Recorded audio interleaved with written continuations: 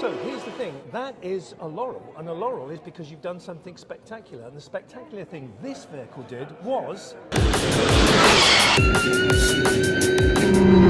39.1, so 8/10 quicker than the record.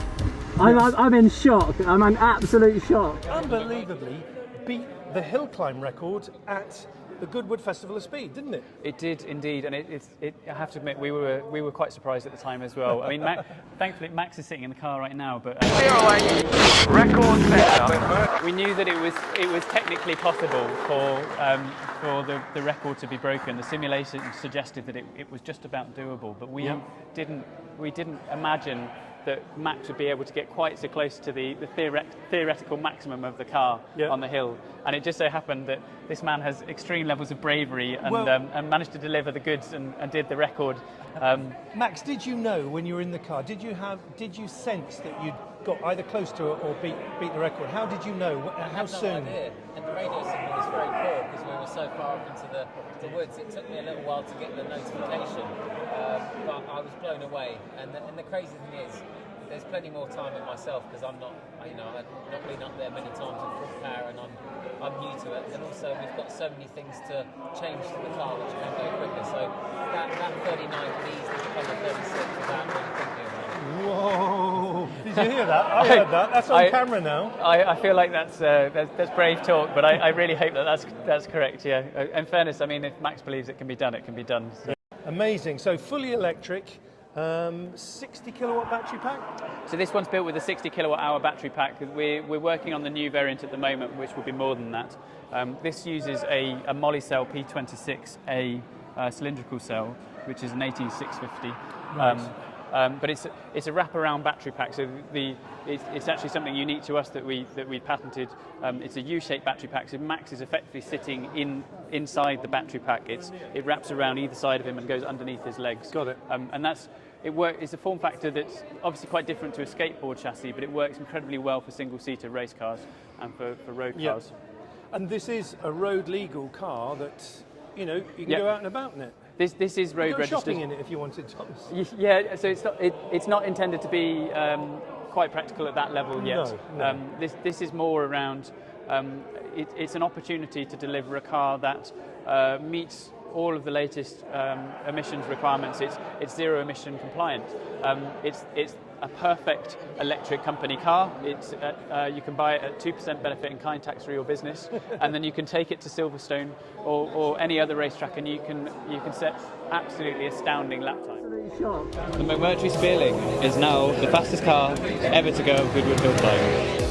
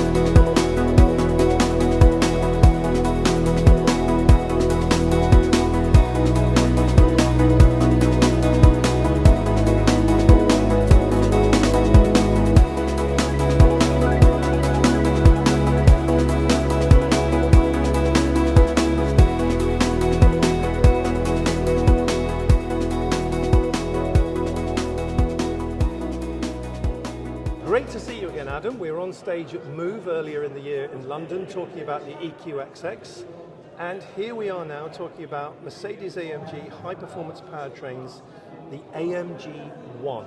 Lovely to see you too, Roger. Well, it's my pleasure to be here, and certainly congratulations on winning the Dewar's Trophy. I think that's the third time, possibly? That's right, yeah. Yeah, so I mean, KERS began that, kinetic energy recovery.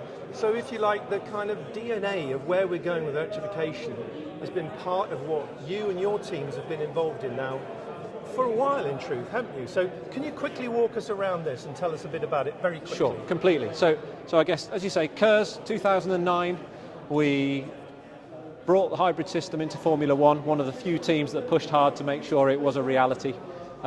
We were hugely privileged to have the first KERS win with Lewis, and we won our first Dewar trophy as a result of the 2009 KERS powertrain. Right. If we fast forward a few years, we had the 2014 powertrain, the V6, which you can see just over in the distance, which is Lewis's 2015 championship winning power unit. Okay, I'll walk with you. I'll come over there. Yeah, so here you've got what we call a GE powertrain. So this is a 2015 race powertrain. You can see engine, turbo, MGUH, K down the other side, That's battery, the bit I'm really power interested electronics. Okay, this is the foundations of Mercedes AMG 1. Right. This was what we won our second Dewar trophy for, which we're immensely proud of at HPP. And that led to this. So here we have a layout of the Mercedes AMG 1 powertrain, exactly as it's installed in the car. So we have a combustion engine at the rear, exactly as you've just seen, based on the GE powertrain. You can see the exhausts are different, the inlet system's different. That's part of the tuning to make it road legal. We've got a twin inverter at the back, so a 240 kilowatt twin inverter for the rear, controlling the K and the H. We've then got a battery. It's effectively 4 Formula One batteries in the centre.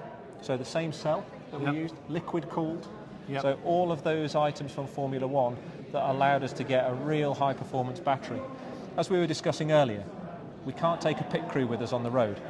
So we've got a battery management system in the heart of the battery. That takes care of the safety and also takes care of all things like the cell balancing and so on. And inside there we've got a DC-DC converter. That creates the low voltage power for the rest of the car as well. And then we've got the front axle. So on the front axle, quite unique, independent front corners. We've got a 240 kilowatts in total. So again, you can see the same twin inverter as the rear. 120 kilowatt electric machine on the left, 120 kilowatt electric machine on the right, both of them driven through a fixed ratio gearbox. So at maximum speed, those motors are doing 50,000 RPM. Wow. Pretty epic. Yeah, so in total, you're over 1,000 horsepower, 1,063. It's road legal. This is where you sit. So if I'm sat in this in electric mode, whisper quiet, all of a sudden that pipes up and that's 1,000 horses behind me, literally. 1,000 horsepower in total. Front, rear, in combination. And this is the nice thing. When you look at it, what can drive you as a driver? You can have the front axle, you can have the rear axle, you can have a combination of the two. When you're on the track, the front axle, the way we've set it up, you can have independent torque vectoring because both of the electric machines are totally independent. So if you're going into the corner and you're steering and the car's feeling that you're perhaps washing out a little, you've not got your line right, it will actually help you turn into the corner using the front axle. So the chassis dynamics actually come then into the powertrain. Got it. Now, final question. I'm very interested in the kind of lineage, if you like, the connection, the family tree, as it were, of the work that you've been doing. And let's begin that, for argument's sake, with the SLS electric. And now here we are with this, and we've got the EQXX, and of course then we've got the EQ series of road cars from Mercedes. So this all joins up, doesn't it? It does completely. All join up. And one of the things you'll see, every project we do, we learn for the next one. So if we go back through that lineage, we had 2008, we were naturally aspirated 2.4 litre V8, quite archaic technology, sounded beautiful, but old hat.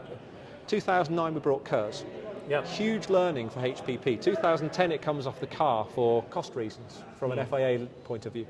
2011 it comes back on. In that intervening period, we as HPP invested hugely so that all of the hybrid elements, the motors, the power electronics, the batteries, is all in-house. KERS was then prevalent on the car throughout that period. We did the electric SLS in parallel. That helped us learn. All of that learning went into the 2014 power unit. Okay? We learned phenomenal amounts. How did we get to 48% thermal efficiency, 49%? Could we beat 50% in a transient engine, which is unheard of? We did. So the GD engine, the GE engine that you can see there, the GF, each of those every phase was making an improvement. That then led into learning that meant, well, We've got fantastic on-track results with that power unit. The silver arrows have been brought into the modern era. How do we celebrate that? Well, imagine if we could make a road legal version. That then brings us voila. to this in our lineage. Yeah. But the learning we had on this was then feeding into Formula E. And you know what's nice about learning overall? All the things that you mentioned for sure, but then when we look at the other winner today, the McMurtry, one of your team, Thomas, who is one of the key members of that technical team, came from HPP. Yeah. So there is, if you like, in all of this, all of the companies now, there's a spawning of this technology that's moving all around the industry and speeding things up, isn't it? And I think that's about the mindset. So Thomas joined us as a graduate. Yep. He worked as part of my team actually 10 plus years ago. And I'm delighted for these guys. It's phenomenal to see British engineering succeeding like that. Yeah, I saw them at Goodwood. What they achieved was fantastic. But part of what we as HPP do, we employ over 200 students between apprentices, interns, graduates. Really, that many? Wow. So there's a significant part of our workforce that is helping bring these bright young things through. That's not only because it's the right thing to do, but they're hungry, they're open-minded, they're enthusiastic, they're driven, Fresh and they're ideas. sponges. Yeah. They absorb what's going on, they're not afraid to challenge and question why we're doing what we're doing. And that leads to a meritocracy.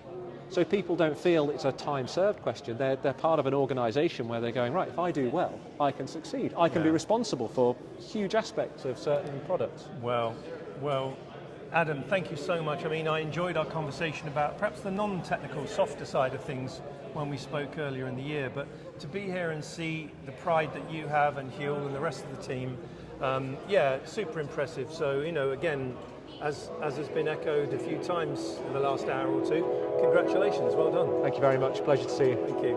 National Director of High Performance Powertrains, Harold Thomas, and Project One Powertrain Director Adam Olson to the stage, please.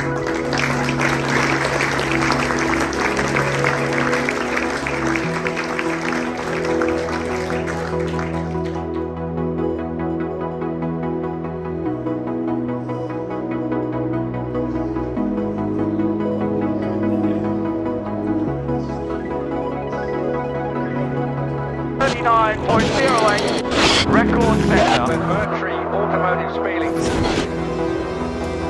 It's a fan car, it develops its own downforce. First time that a car has competed like that since the late 1970s, using that kind of system.